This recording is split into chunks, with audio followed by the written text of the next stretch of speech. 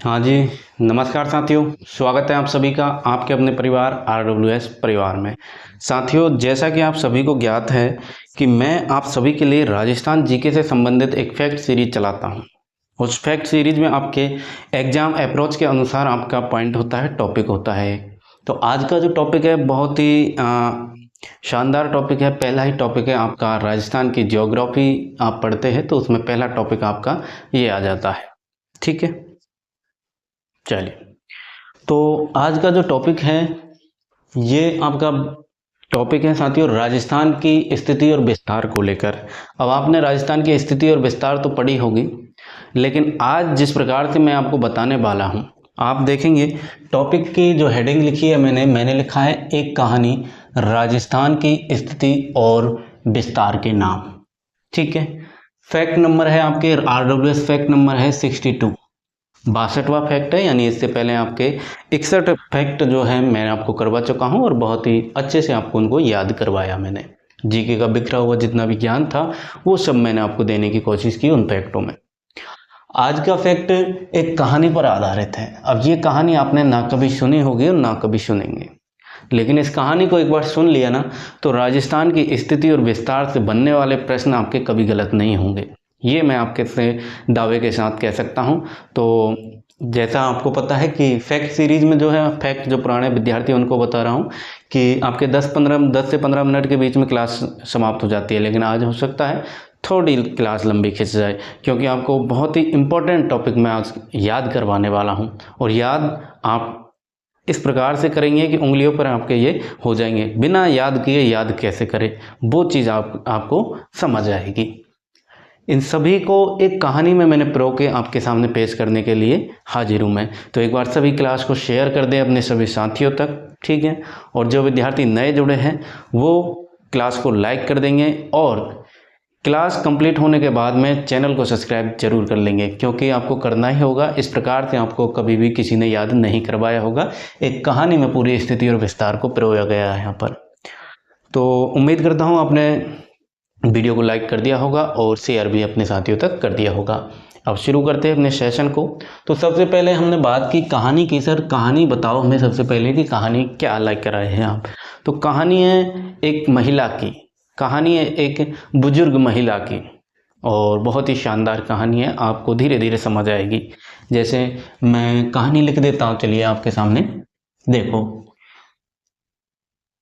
एक महिला थी चौथी बाई नाम की।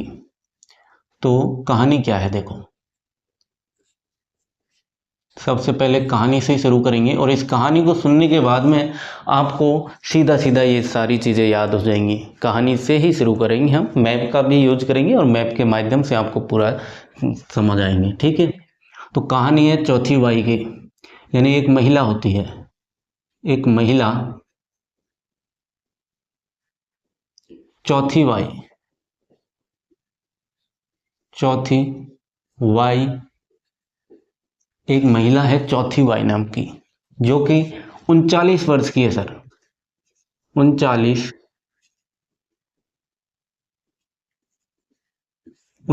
वर्ष की है महिला। क्या है? चौथी बाई नाम की महिला है जो 39 वर्ष की है। और इसके बारे में क्या कह सकते हैं हम, 39 वर्ष की महिला है, बुजुर्ग है बेचारी, तो 10/41 के मकान में रहती है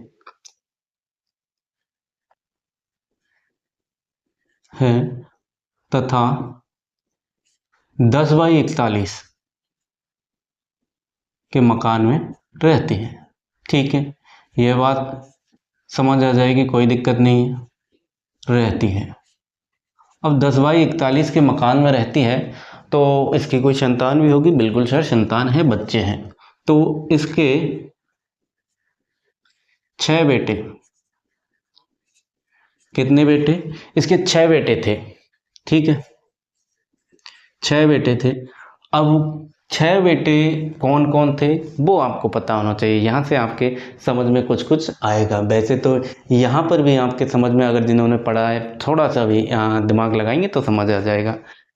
अब 6 बेटे कौन कौन से थे वो आपको बता देता हूँ मैं। तो 6 बेटे थे इनके, एक तो था इनका पाकिस्तान। उससे पहले बेटों के नाम से पहले आपको क्या करना है, इनकी संपत्ति जान लेनी है। तो इनके पास, चौथी बाई के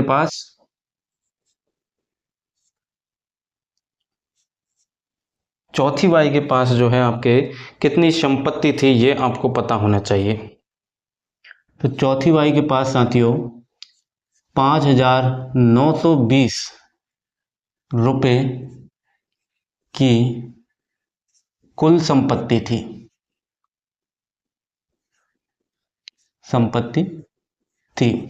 यह बात समझ आ गई कि भाई चौथी बाई नाम की एक महिला है जो कि 39 वर्ष की है, 10/41 के मकान में रहती है, 6 बेटे थे और 5,920 रुपए की कुल संपत्ति उसके पास थी। ठीक है। अब मिस्टेक क्या होती है साथियों, एक नालायक बेटा होता है उनका। नालायक बेटा कौन होता है? बड़ा बेटा पाकिस्तान। तो एक नालायक बेटा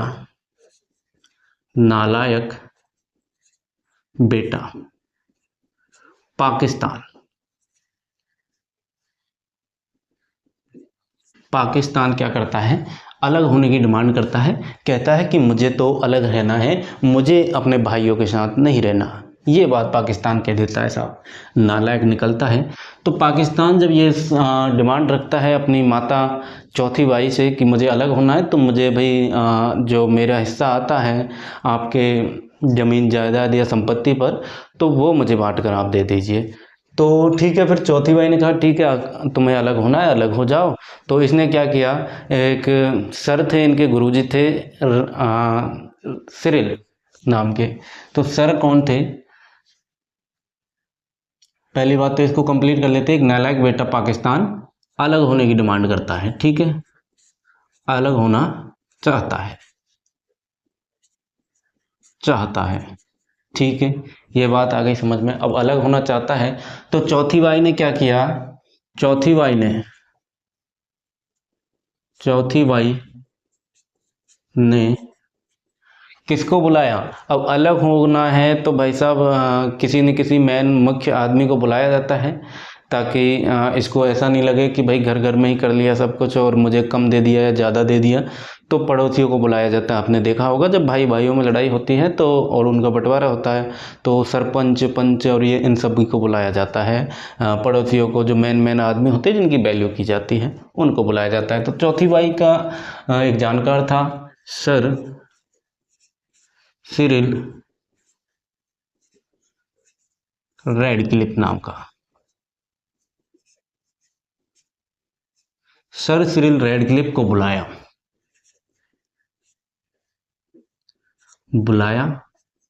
ठीक है।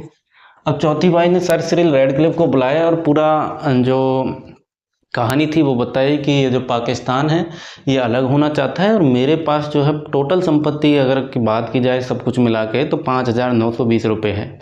अब इनमें से मेरे 6 बेटे हैं टोटल, तो इसका कितना हिस्सा इसको देना है।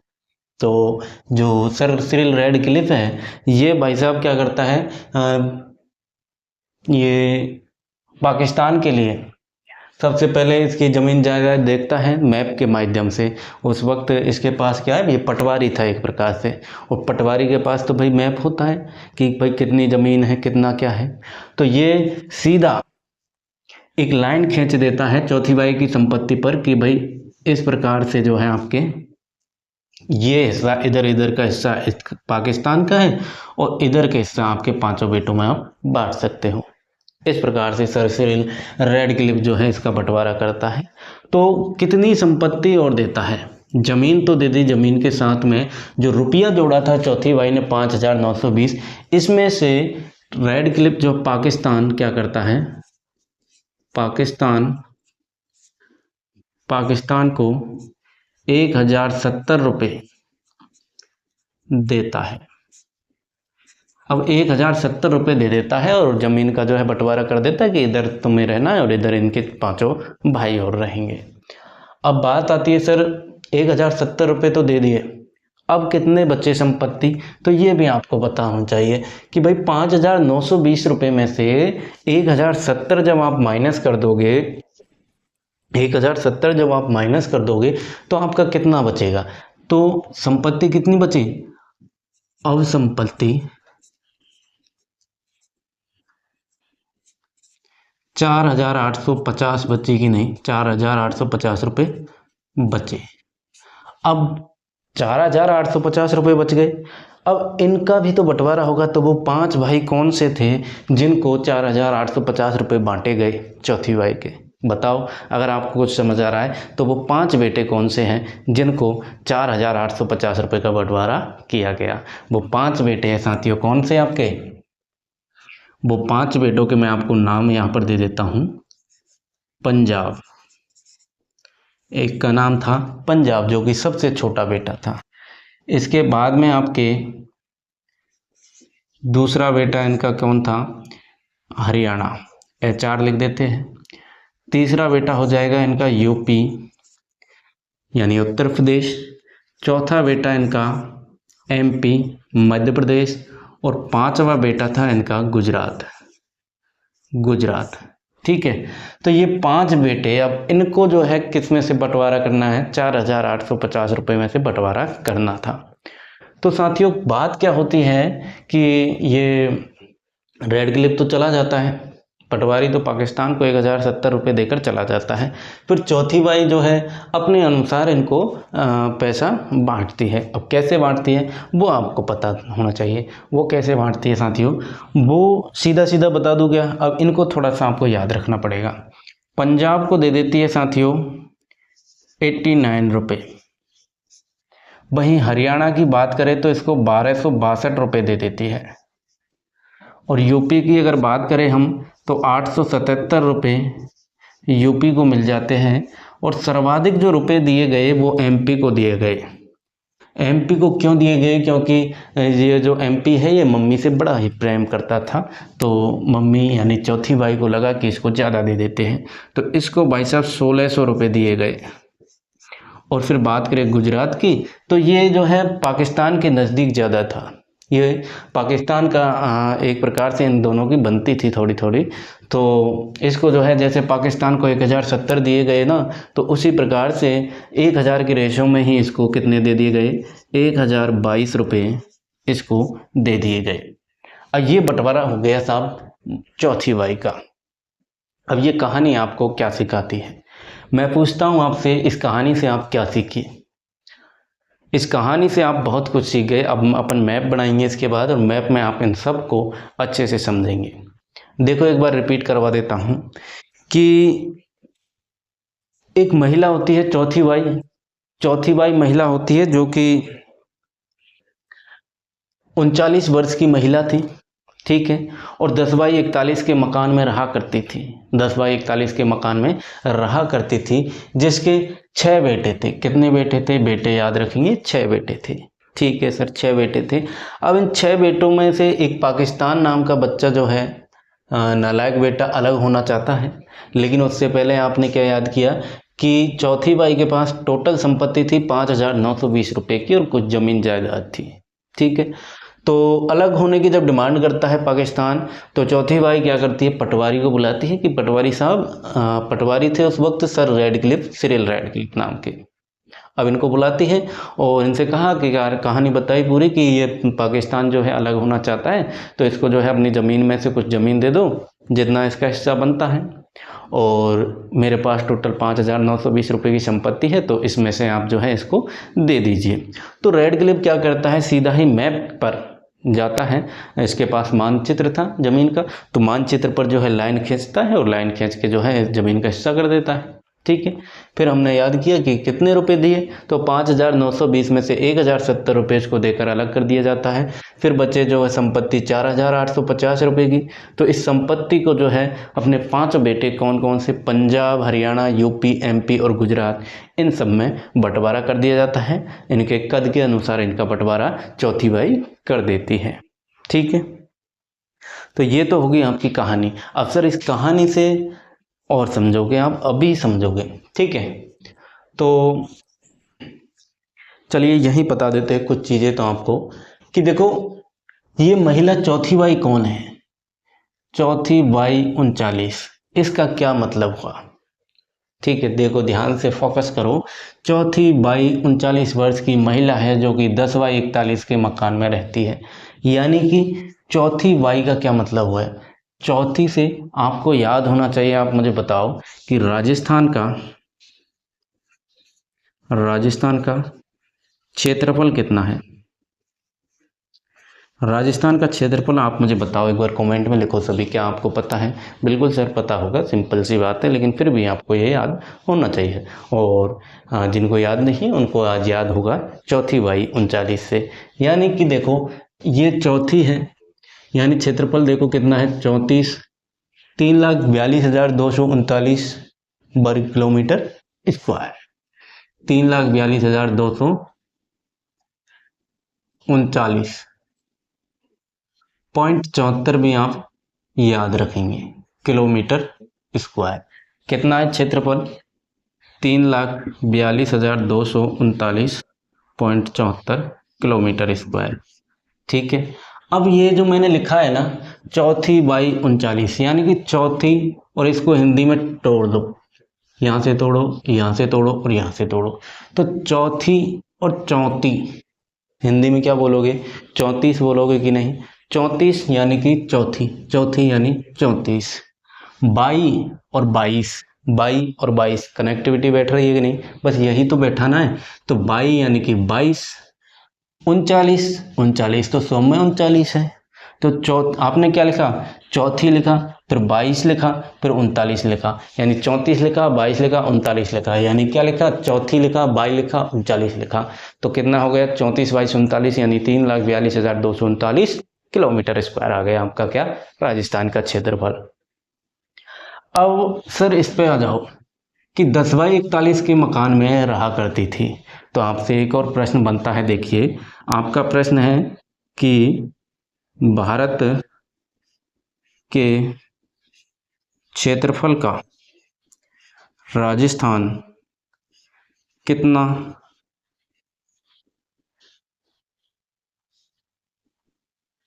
भाग है?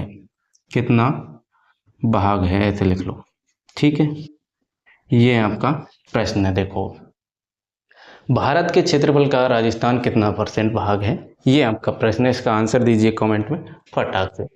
तो सीधा सीधा फोकस कहाँ करना है कि भाई चौथी बाई 39 वर्ष की महिला कहाँ रहती थी, यानी कि भारत में किस जगह पर वो रहा करती थी, तो कितनी जमीन जायदाद थी, यानी कि तो उनके पास जो है भारत में अगर देखें तो भारत के क्षेत्रफल का राजस्थान कितना % भाग है, तो 10 बाई 41 के मकान में रहा करती थी, मैंने कहा था आपको। तो 10 बाई 41 का मतलब आप कह सकते हैं क्या?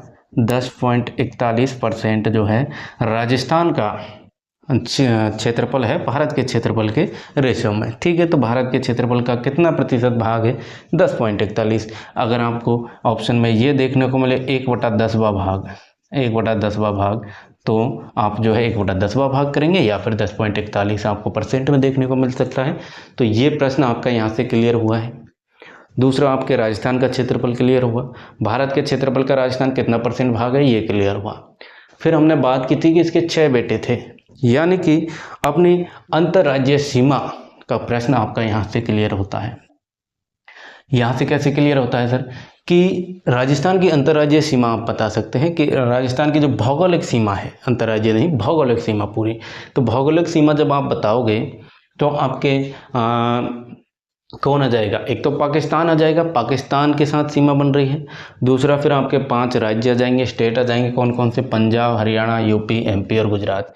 यानी कि कितने हो गए? 6 बेटे हो गए, यानी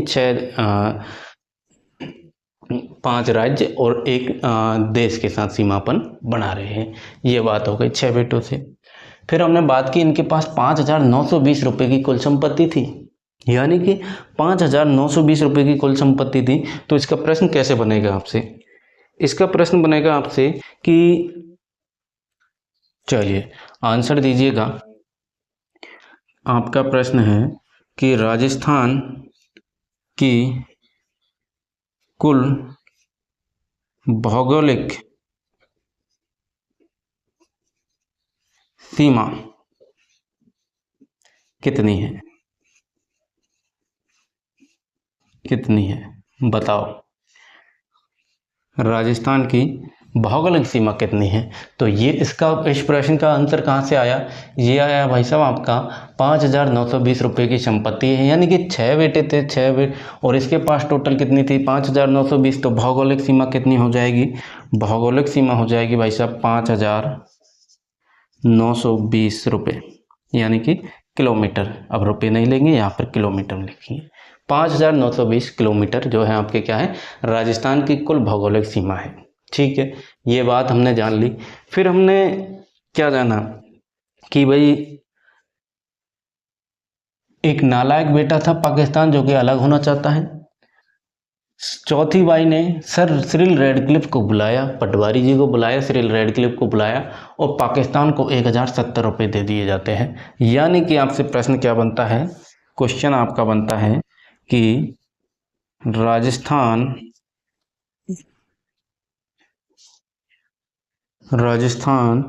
की कुल अंतर्राष्ट्रीय सीमा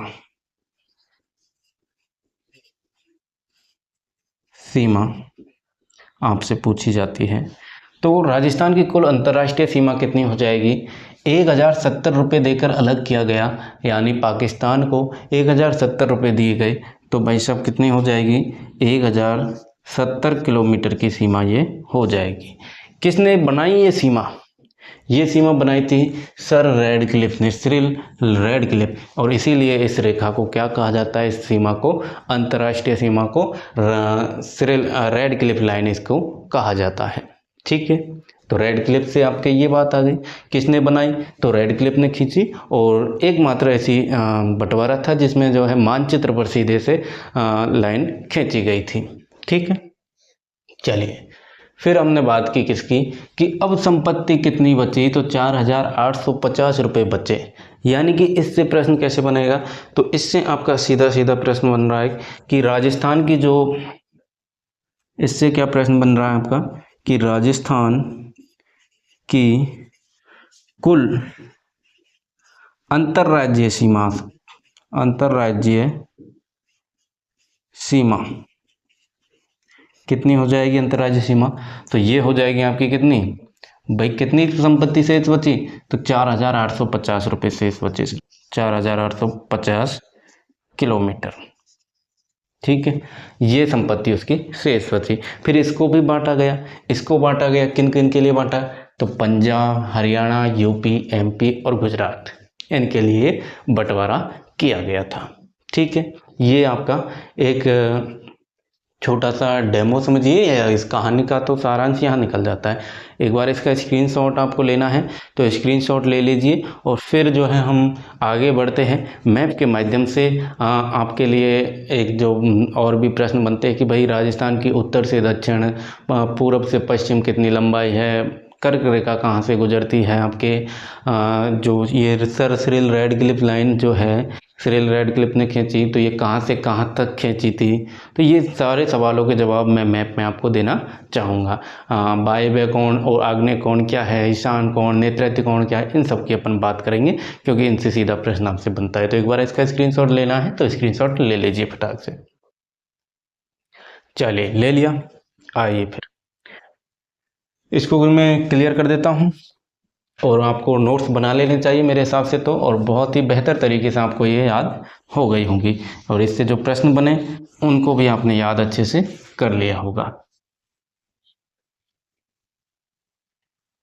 अब बताओ कहानी कैसी लगी आपको, कहानी से समझ आया या नहीं, इस प्रकार की कहानी कभी सुनी है क्या। मुझे नहीं लगता आप लोगों ने इस प्रकार से राजस्थान की स्थिति और विस्तार को कभी पढ़ा होगा, लेकिन एक बार आपको एक कहानी याद हो गई होगी, मेरे हिसाब से तो याद हो गई। भाई चौथी बाई नाम की एक महिला होती है जो कि 39 वर्ष की होती है, 10 बाई 41 के मकान में रहा करती थी, उसके 6 बेटे थे। एक नालायक बेटा पाकिस्तान जो है अलग होता है, और क्या करता है, पटवारी को बुलाया जाता है, सर सिरिल रेडक्लिफ को, और वो जो है 1,070 रुपये देकर उसको अलग कर देता है। ये आपकी छोटी सी कहानी थी। ठीक है, तो अब एक बार मैप के माध्यम से आप समझने की कोशिश करो, जैसा भी बनता है मैप को देख लीजिएगा। ज़्यादा तो मुझे लगता नहीं कि सही बनेगा, लेकिन ठीक है, जो भी है। वैसे पतंगाकार आकृति है, अपन सीधा भी इसको इस प्रकार से बना सकते थे, लेकिन ठीक है, ये भी ठीक है, जैसा भी है। ठीक है, तो देखो सबसे पहले चलते हैं अपन इसको काट लेते हैं भाई, 4 दिशाओं में काटना होगा। ठीक है, तो ये कौन सी दिशा हो गई आपकी, उत्तर हो गई, ये आपके दक्षिण हो गई, ये आपके पूरब हो गई, और ये आपके क्या हो गई, पश्चिम हो गई। ठीक है, अब यहां पर मुझे बताओ कि इसको और भी काटे क्या। बिल्कुल सर, और काटना होगा आपको। एक तो यहां से आप काटेंगे और एक यहां से आप इसको काटेंगे मैप को। अब ये इतनी सारी लाइनों का क्या मतलब है, इतनी सारी लाइनों का मतलब है मेरे दोस्त कि आपको पता होना चाहिए। अगर आपको पता है तो आप कमेंट में आपको जो है आंसर देते चलना है साथ में। ठीक है, तो मुझे बताओ कि राजस्थान के उत्तर से दक्षिण की लंबाई कितनी है, उत्तर से दक्षिण की लंबाई कितनी है ये आपसे पूछा जाता है। पूर्व से पश्चिम की चौड़ाई कितनी है, लंबाई कितनी है, ये आपसे प्रश्न बनता है। तो बताइए फटाक से कि राजस्थान की उत्तर से दक्षिण की लंबाई कितनी है। तो उत्तर से दक्षिण की लंबाई हो जाएगी सर 826 किलोमीटर। ये आपकी उत्तर से दक्षिण की लंबाई हो गई। ठीक है, पूछा जाए कि सर पश्चिम से पूरब की कितनी है, तो याद रखेंगे कितनी है, बताओ कमेंट में फटाक से। 800 कितनी 69 किलोमीटर, 869 किलोमीटर जो है पूरब से पश्चिम की लंबाई है या फिर कहे चौड़ाई है। ठीक है, अब यही आपको पता होना चाहिए कि राजस्थान के जो उत्तरी बिंदु है, दक्षिणी बिंदु है, पश्चिम बिंदु है और पूर्वी बिंदु है, तो इनमें कौन कौन से गांव हैं। सीधे आपसे जिला नहीं पूछता, जिला आप सबको पता होता है, लेकिन आपसे गांव पूछा जाता है, तो गांव आपको पता होना चाहिए। तो मुझे बताओ राजस्थान के जो उत्तर में उत्तरी गांव कौन सा है और कौन सा तहसील है, कौन सा जिला है, ये आपको बताना है। तो बताओ, चलो, तो ये हो जाएगा आपका यहाँ पर गंगानगर जिला है। उत्तरी राजस्थान में सबसे जो उत्तरी जिला है वो आपका गंगानगर है। तो गंगानगर में एक गांव आता है, कौन सा, कोणा गांव, कोणा गांव। अब कोणा गांव, और अगर तहसील की बात करें तो तहसील आपके गंगानगर ही है, सो गंगानगर। ठीक है, गंगानगर, और जिला तो है ही आपका गंगानगर। ठीक है, ये पॉइंट आ गया समझ। अब इनको याद करने के लिए एक ट्रिक मैं आपके साथ साझा करूं तो आप ऐसे याद रख सकते हैं, बौर कोणा, बौर कोणा, कटशिला, कटशिला। अब इसका क्या मतलब है इन दो शब्दों का, तो इनसे देखो, कोणा अपना आ गया उत्तरी राजस्थान, कोणा गांव।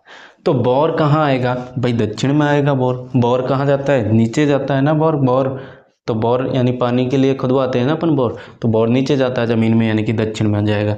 यानी कि दक्षिणी राजस्थान में कौन सा गांव हो जाएगा आपका, बौरकुंडा गांव हो जाएगा सर, बौरकुंडा, बौरकुंडा गांव हो गया।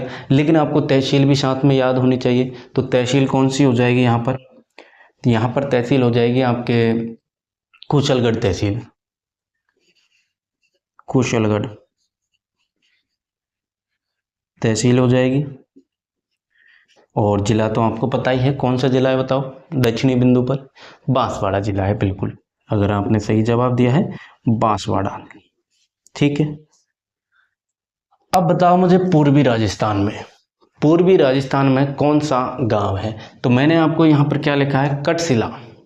शिला का मतलब आपको याद होना चाहिए, शिला का मतलब मैं कहूँगा यहाँ पर धौलपुर जिला है। पहली बात तो भाई धौलपुर जिला है, धौलपुर, धौलपुर में आपका सिलाना गांव है। सिला का मतलब सिलाना गांव, सिलाना गांव हो जाएगा।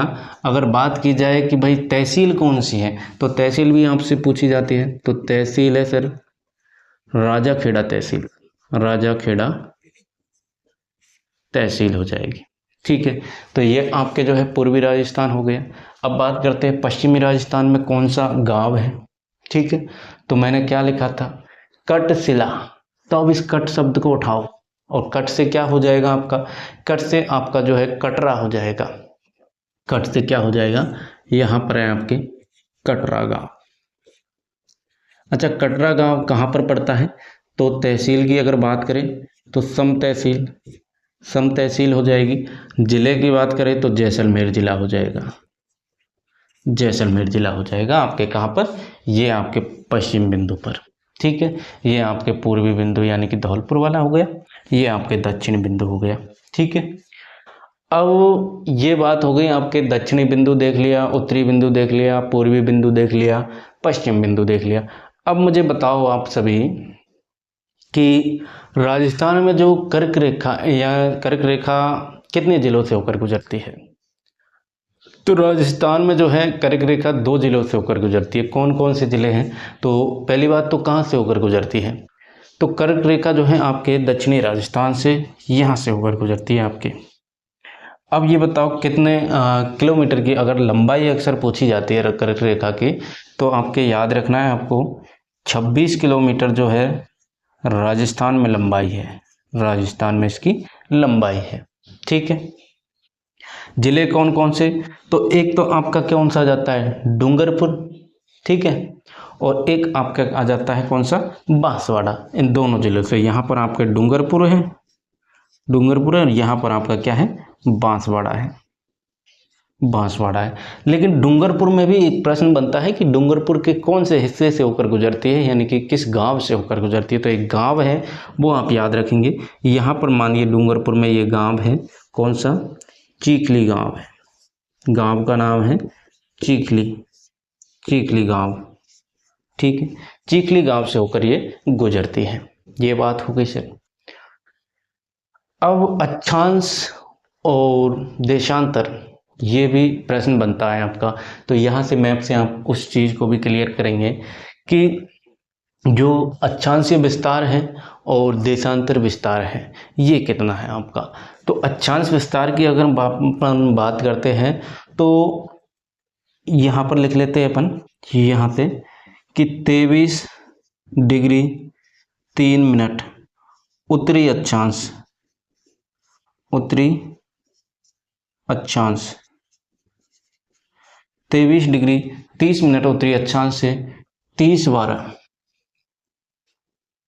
डिग्री 12 मिनट उत्तरी अक्षांश। ये उत्तरी याद रखिएगा, उत्तरी अक्षांश है। ठीक है, उत्तरी अक्षांश है।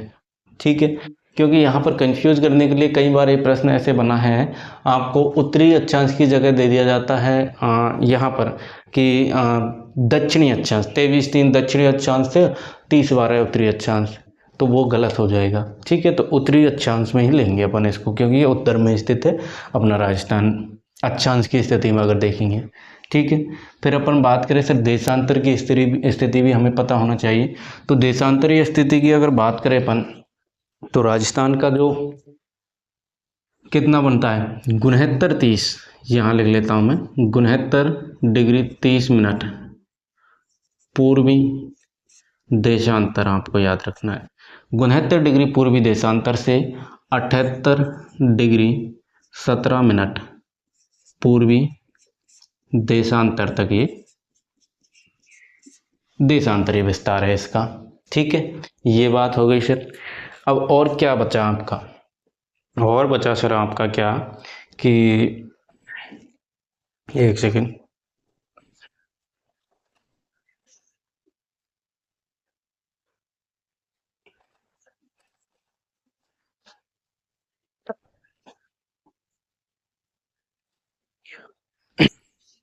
चलिए, तो अक्षांश और देशांतर की हमने बात कर ली।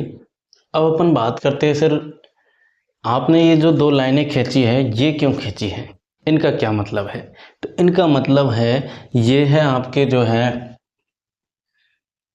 उत्तरी, आपसे प्रश्न कैसे बनेगा इसका, इसका आपसे प्रश्न बनेगा कि उत्तरी पश्चिमी राजस्थान से दक्षिणी पूर्वी राजस्थान की लंबाई कितनी है, ये आपसे प्रश्न है। बताइए इसका आंसर क्या होगा कि उत्तरी पश्चिमी राजस्थान से दक्षिणी पूर्वी राजस्थान की लंबाई कितनी है। या फिर आपसे घुमा के अगर पूछे तो वायव्य कोण से आग्नेय कोण की लंबाई कितनी है। आपके 4 कोण हैं, इधर लिख देता हूँ मैं, ये आपके 4 कोण बनते हैं, देखो इस प्रकार से। तो ये आपका वायव्य कोण है, वायव्य कोण हो जाएगा कोण, ये आपका क्या हो जाएगा, आग्नेय कोण। ठीक है। ये आपका ईशान की आँख,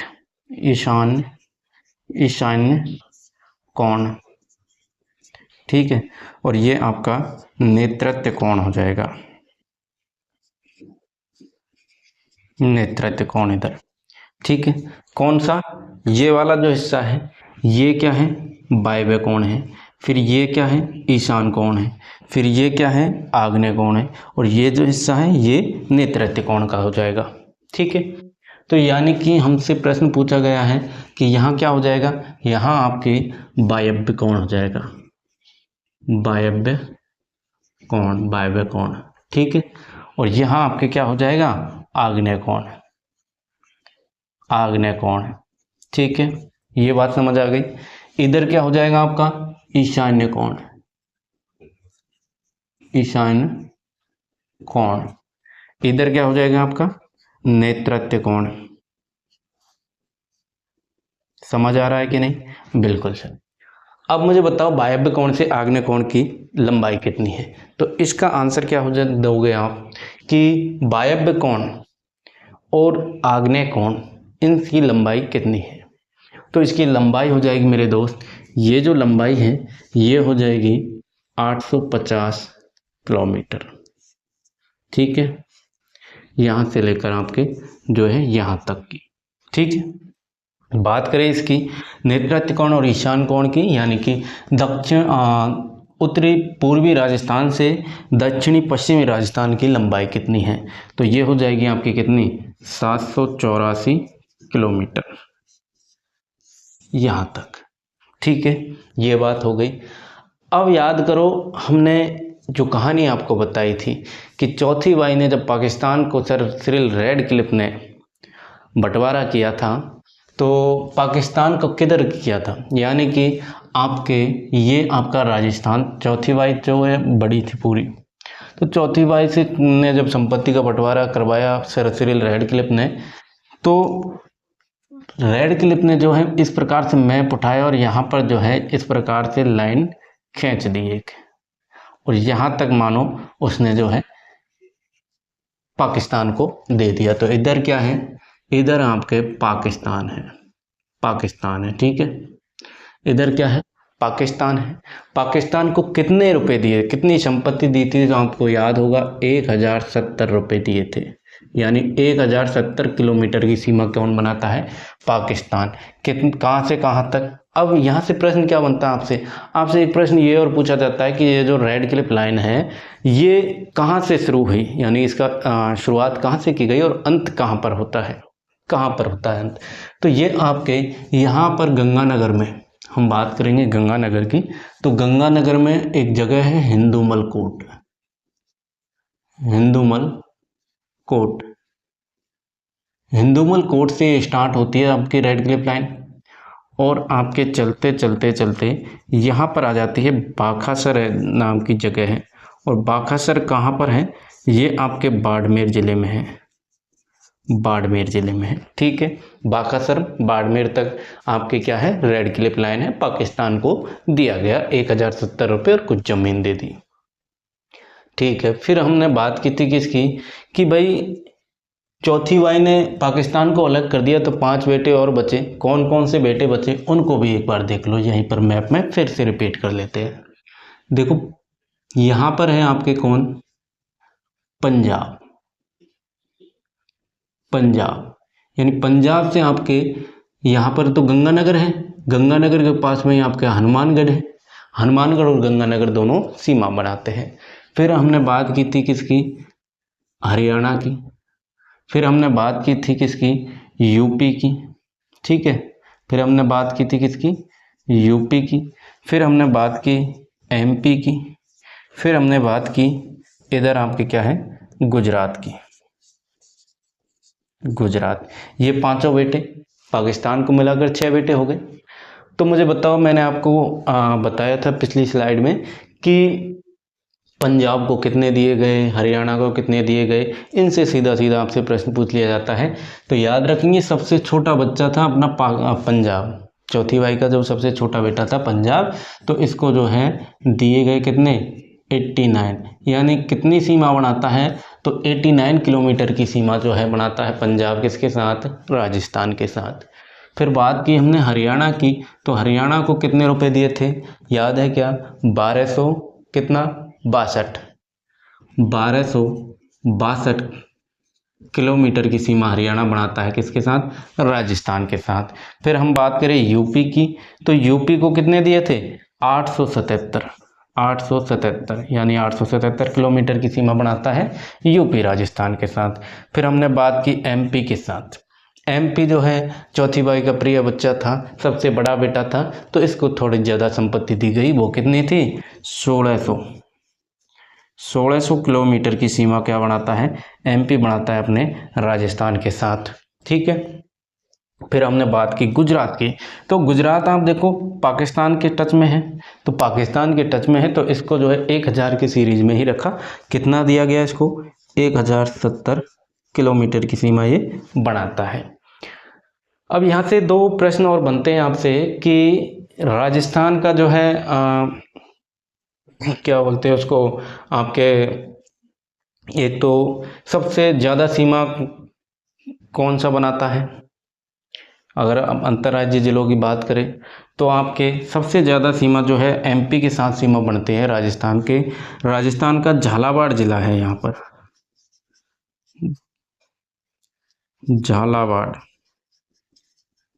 झालावाड़ जो है सर्वाधिक सीमा बनाता है एमपी के साथ, 520 के समथिंग, 520 किलोमीटर की सीमा इसके साथ साझा करता है। अगर पूछ लिया जाए कि सबसे कम कौन सा जिला सीमा बनाता है अंतर्राज्यीय सीमा, तो आपके बाड़मेर रहेगा। क्या रहेगा, बाड़मेर जो है गुजरात के साथ सीमा बनाता है मात्र और मात्र 14 किलोमीटर की सीमा, जो कि सबसे कम सीमा बनाता है किसके साथ, गुजरात के साथ। ठीक है, ये बात हो गई। अब बताओ मुझे राजस्थान की स्थिति और विस्तार के बारे में आपको क्या नहीं आता। हमने इसमें सारी जो पॉसिबिलिटी बनती है प्रश्नों की उनको कवर किया है, और दो क्वेश्चन और मैं आपको देता हूं कि अब मुझे बताओ आप कि राजस्थान में सबसे पहले सूर्य उदय कहाँ पर होता है, सूर्य अस्त कहाँ पर होता है, ये आपका प्रश्न है, बताइए। तो सबसे पहले सूर्य उदय मेरे दोस्त आपके कहाँ पर होता है, ये होता है आपके धौलपुर में, धौलपुर का कौन सा, सिलाना गांव में सबसे पहले सूर्य उदय होता है और अस्त होता है। अब सबसे पहले सूर्य उदय होता है, सूर्य अस्त होता है आपके सिलाना गांव, सिलावट गांव में, राजाखेड़ा तहसील धौलपुर में। तो सबसे बाद में कहाँ पर होगा सूर्योदय और सूर्य अस्त, तो सीधी सी बात है विपरीत दिशा में आ जाओ। विपरीत दिशा कौन सी, अपनी पश्चिम में। पश्चिम में कौन है अंतिम बिंदु, कटरा गांव सम तहसील, तो यहाँ पर जो है आपके क्या होगा, सबसे बाद में सूर्य उदय व अस्त होगा, अस्त। ठीक है, ये पॉइंट आ गया समझ में, ये प्रश्न आपके इंपॉर्टेंट है तो इसलिए मैंने यहीं पर आपको कवर करवा दिया है। अब बताओ राजस्थान की स्थिति और विस्तार को लेकर आपका कोई डाउट रहा क्या। एक कहानी मैंने आपको बताई और उस कहानी में आपके जहाँ तक पॉसिबल था जो मेन पॉइंट थे इसमें, उनको उस कहानी में पिरो दिया गया। कहानी क्या थी, याद है क्या आपको, कहानी थी आपकी कि चौथी बाई नाम की एक महिला होती है 39 वर्ष की, जो कि 10 बाई 41 के मकान में रहा करती थी। उसके 6 बेटे थे, पाकिस्तान, पंजाब, हरियाणा, यूपी, एमपी और गुजरात। उसके पास अगर बात की जाए टोटल संपत्ति की तो कितनी संपत्ति थी, मेरे साथ याद करो, 5920 संपत्ति, यानी कि राजस्थान का भौगोलिक क्षेत्रफल कितने सीमा की अगर बात करें तो कितनी, 5920 किलोमीटर। उसमें से अंतर्राष्ट्रीय सीमा की अगर बात करें तो अंतर्राष्ट्रीय सीमा आपके 1070 रुपये सर सिरिल रैडक्लिफ ने दिए थे उसको। ठीक है, याद है ना। ठीक है, अब यहाँ से एक क्वेश्चन और बनता है, वो भी आपका क्लियर करवा दूँ, कि बड़ा ट्रेंडिंग में रहता क्वेश्चन और हो सकता है आने वाली एग्जामों में आपसे पूछा जाए कि राजस्थान की अंतर्राष्ट्रीय सीमा पर कितने जिले सीमा बनाते हैं। ठीक है, और पूछ लिया जाए आपसे कि केवल अंतर्राष्ट्रीय सीमा पर कितने जिले सीमा बनाते हैं? ये 2 प्रश्न आपके कंफ्यूज करने वाले हैं, तो इनको भी यहीं पर क्लियर कर लो। देखो, सबसे पहले तो आपको पता होना चाहिए कि भाई कितने ज़िले सीमा बना रहे। तो जिस प्रकार से 50 ज़िलों के अनुसार आपने पढ़ा होगा तो आपने अनूपगढ़ लिया होगा, लेकिन अब वो नहीं रहा। तो अब आपके 5 ज़िले बचे हैं। कितने ज़िले? 5 ज़िले। कौन कौन से? फटाक से कमेंट में लिख दीजिए। कौन कौन से हैं आपके? तो एक तो पहला तो आपका कौन सा हो गया, यहाँ पर है आपका गंगानगर। ठीक है, गंगानगर पाकिस्तान के साथ सीमा बना रहा है। फिर आपका बीकानेर हो जाएगा। मैं ये डायरेक्ट बी से लिख रहा हूँ बीकानेर को, तो समझ जाना। ठीक है, बीकानेर के बाद में आपके फलौदी आ जाता है। फलौदी पाकिस्तान के साथ सीमा बना रहा है, क्लियर हो गया है भाई। ठीक है, फिर आपके जैसलमेर आ जाता है। जैसलमेर पाकिस्तान की सीमा बना रहा है। और बाड़मेर भी तो बना रहा है भाई। जो सर सिरिल रेडक्लिफ ने लाइन खींची थी, आपकी रेडक्लिफ लाइन, इसी को रेडक्लिफ लाइन कहा जाता है। तो कहाँ तक खींची थी? बाड़मेर तक खींची थी ना, बाड़मेर के बाकसर गांव तक। तो आपके यहाँ पर बाड़मेर हो जाएगा। यानी कि आपके 5 ज़िले ऐसे हैं, 5 ज़िले, गंगानगर, बीकानेर, फलौदी, जैसलमेर और बाड़मेर, 5 ज़िले क्या कर रहे हैं? अंतर्राष्ट्रीय सीमा बना रहे हैं। अब अगर आपसे पूछा जाए कि केवल अंतर्राष्ट्रीय सीमा कितने ज़िले बनाते हैं, बताइए, मुझे आंसर दीजिए इसका कमेंट में कि केवल और केवल अंतर्राष्ट्रीय सीमा बनाते हैं ऐसे कौन से ज़िले हैं। या आपसे पूछ लिया जाए कि ऐसे ज़िले बताओ जो अंतर्राष्ट्रीय और अंतर्राज्यीय दोनों ज़िले सीमा, दोनों के साथ सीमाएं बनाते हैं। सोचो, बिल्कुल सिंपल सी बात है कि आपका जो गंगानगर है, गंगानगर आप देखेंगे इधर पाकिस्तान के साथ सीमा बना रहा है, तो इधर आपके अंतर्राज्यीय आपकी पंजाब के साथ भी सीमा बना रहा है। तो दोनों के साथ सीमा बना रहा है, यानी कि इसको हम अगर कैंसिल कर देते हैं तो एक ज़िला तो ये हो गया आपका क्या, जो अंतर्राज्यीय और अंतर्राष्ट्रीय सीमा बनाता है।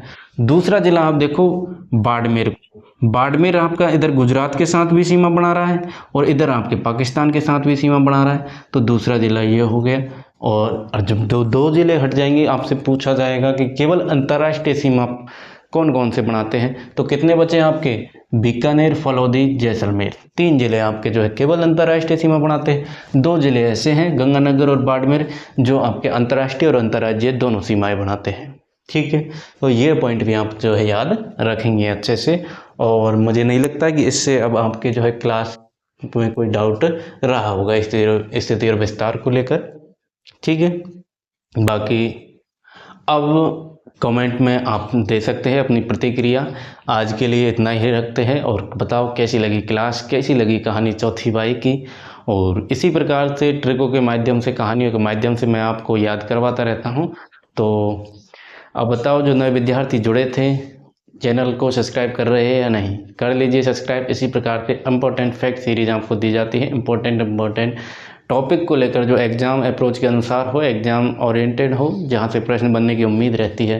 चाहे आप किसी भी वैकेंसी में बैठ रहे, राजस्थान जीके जिसमें पूछा जाता है, उन सब के लिए इम्पोर्टेंट है। या फिर आप देखें, करंट अफेयर्स हम रोज़ करवाते हैं आपको, टेलीग्राम पर उनकी PDF भी उपलब्ध करवा दी गई है, तो वो भी आपके हर एग्ज़ाम के लिए इम्पोर्टेंट है, आप देख सकते हैं। ठीक है, तो अब अपनी प्रतिक्रिया दे दीजिएगा। और स्क्रीनशॉट लेना है तो फटाक से स्क्रीनशॉट इसका ले लो भाई, जिसको भी स्क्रीनशॉट लेना है। ठीक है, चलिए, तो ले लिया। हाँ जी, तो मिलता हूँ मैं आपसे अब अगले सेशन में। तब तक के लिए साथियों, राम राम, नमस्कार, जय हिंद साथियों।